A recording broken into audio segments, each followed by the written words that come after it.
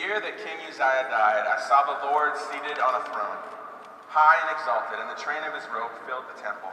Above him were the seraphs, each with 6 wings. With 2 wings they covered their faces, with 2 they covered their feet, and with 2 they were flying, and they were calling to one another, Holy, holy, holy is the Lord Almighty. The whole earth is full of his glory. At the sound of their voices, the doorposts and the thresholds shook, and the temple was filled with smoke. Woe to me, I cried, I am ruined, for I am a man of unclean lips, and I live among a people of unclean lips. And my eyes have seen the King, the Lord Almighty. Then one of the seraphs flew to me, and with a live coal in his hand, which he had taken with the tongs from the altar, he touched my mouth and said, See, this has touched your lips. Your guilt is taken away, and your sin atoned for. Then I heard the voice of the Lord saying, Whom shall I send, and who will go for us? And I said, Here I am, send me. This morning, I want to specifically talk about the fire that blinds. The fire that blinds is God's holiness. And today, we want to unpack 3 fiery reminders about God's character. First, the fire that blinds reminds us that God is large and in charge. Second, the fire that blinds reminds us that holiness is God's defining character. And third, the fire that blinds reminds us that we need to be set ablaze in our worship of God. First, the fire that blinds reminds us that God is large and in charge. God is in control of every detail of the universe and every detail of your life.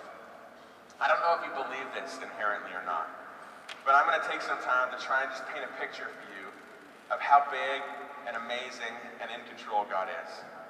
Let me say this up front, guys, because this might be the most important thing I say today. We need to have a huge, massive view of God. Because our view of God is everything. It affects everything.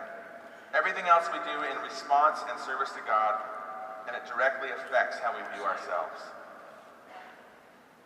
So I ask you, how big is your God this morning? How big is your God?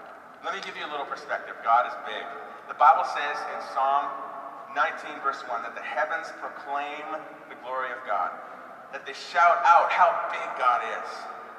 I could talk all day long about how big he is, but God doesn't need me to. He says, I'll let the heavens do that for me. The heavens proclaim the glory of God. And do they ever? Have you ever really taken the time to contemplate just how huge the universe really is?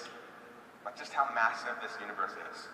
You ever gotten out on a clear night, out of the city, out of the lights, and just looked up at the galaxies, where the stars kind of just go into this haze, this milky kind of thing?